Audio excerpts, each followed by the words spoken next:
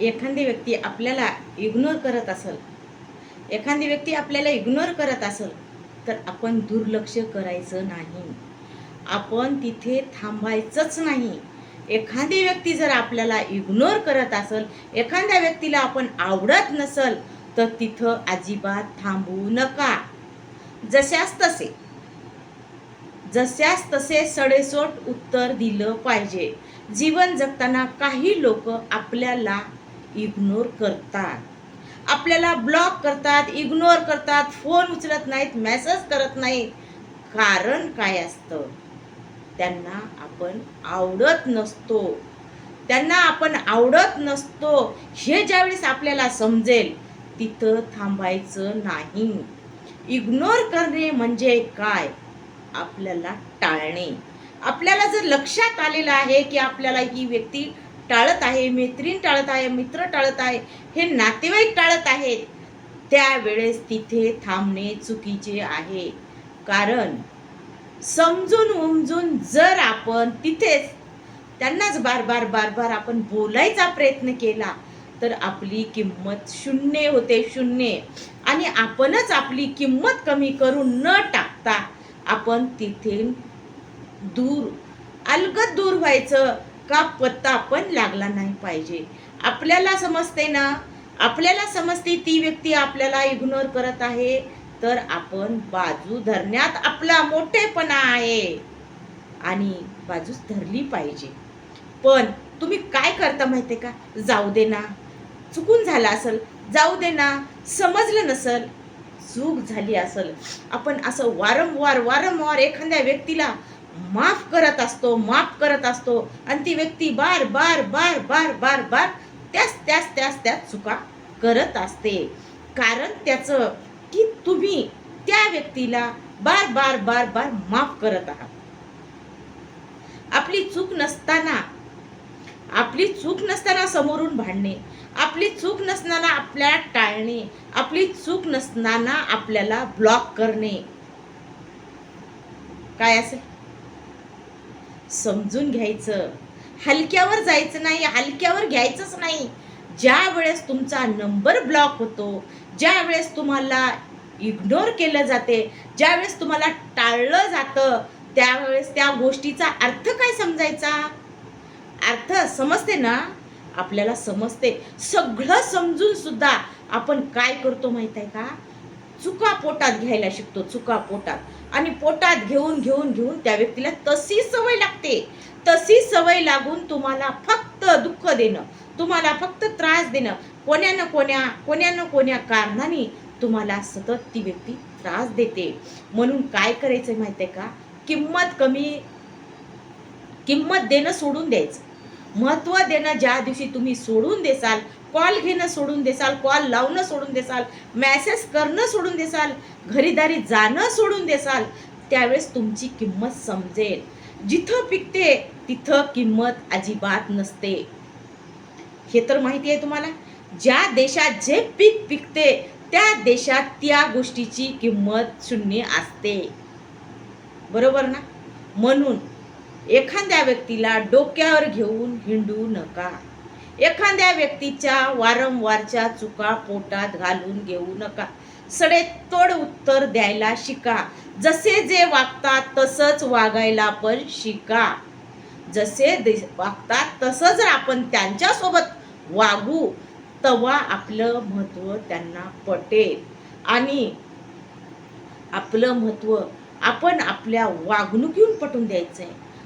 जोपर्यंत आपण आपलं महत्त्व पटवून देणार नाही, जोपर्यंत आपली किंमत पुढच्या व्यक्तीला समजणार नाही, तोपर्यंत तो व्यक्ती त्याच गोष्टी करत राहणार.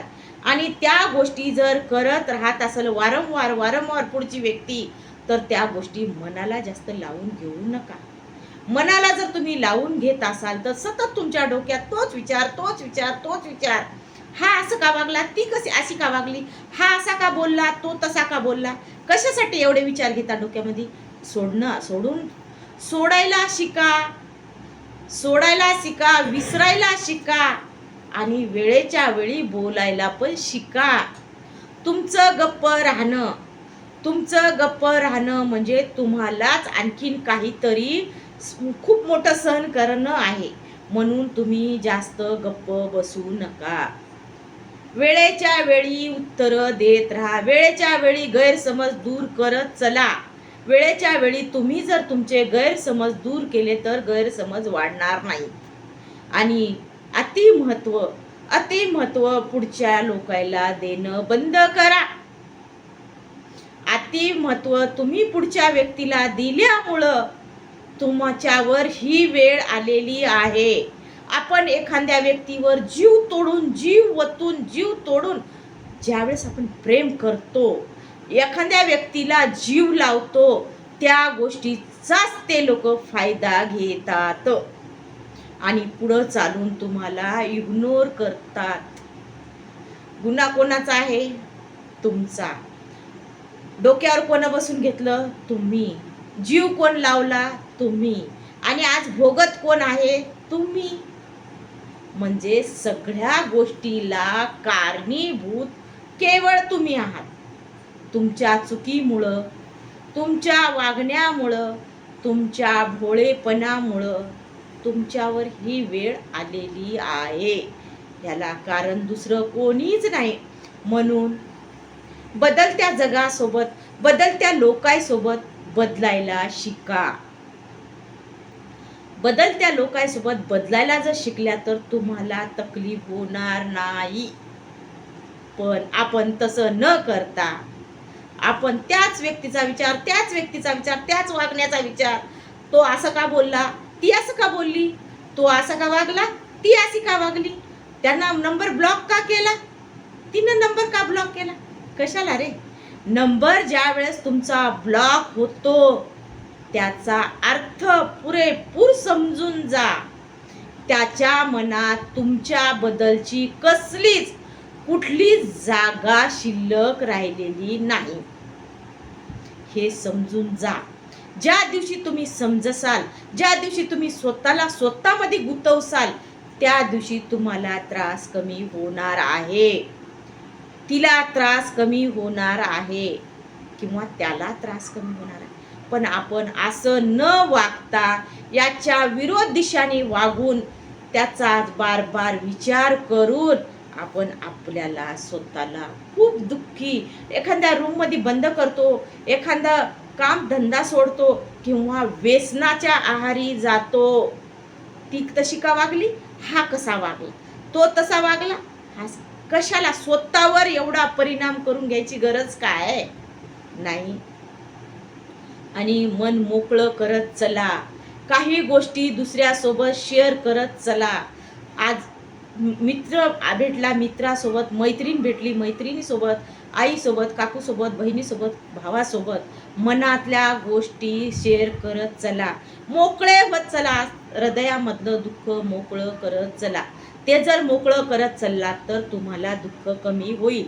आणि दुःख जर कमी झालं तर तुम्ही जास्त त्रासामध्ये जीवन जगणार नाही. आणि कोणी जर इग्नोर करत असेल तर व्यसनाच्या आहारी अजिबात जाऊ नका. कोणी इग्नोर करत असेल तर तुमचा त्याच्यात 200% फायदा आहे.